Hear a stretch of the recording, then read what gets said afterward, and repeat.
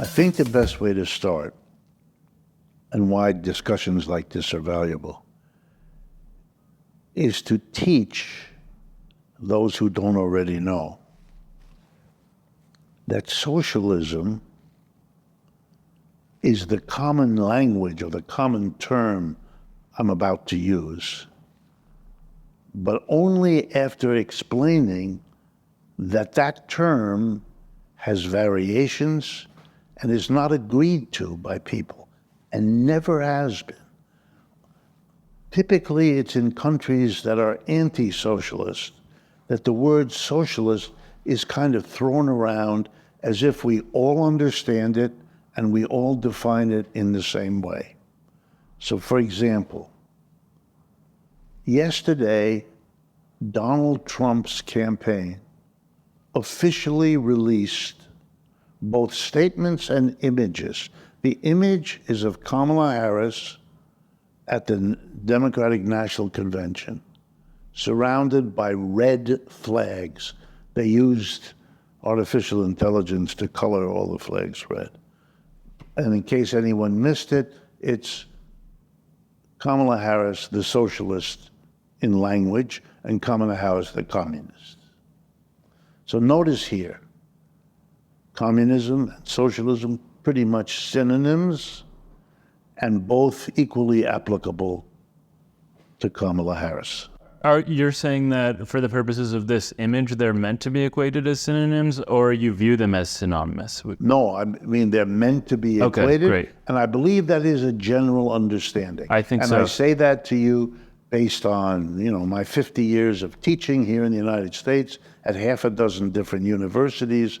My students, in general, there are exceptions, but my students, communist, socialist, Marxist, radical, terrorist, anarchist, pretty much the same. Yes, a clever student will show you there's some nuance here, but it's a nuance. I mean, basically, we kind of know. Leftist could throw that in there too. Hey, but let's be fair. China's official self-definition, mainland China, is socialism with Chinese characteristics. That's what they call their society, and they have for many years. That's their name. By the way, no country called itself communist. It's the Union of Soviet Socialist Republics, not communism was the name of the party that fought for socialism. That's been true everywhere. Only in the United States, really. Only in the United States. I mean, there may be another country that I'm missing, but it's basically the United States where socialists and communists are just synonyms. They are communist Russia, communist China. The Russians never called their society communist, and the Chinese never did either. None of them.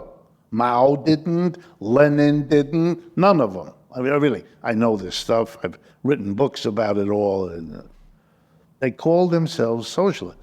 Socialism was what comes after, in their view, capitalism. The goal of socialism is to go much further to something called communism, but we don't have that yet, and they never claimed they did. Never. The adjective communist is attributed by the writer in the New York Times, not by them.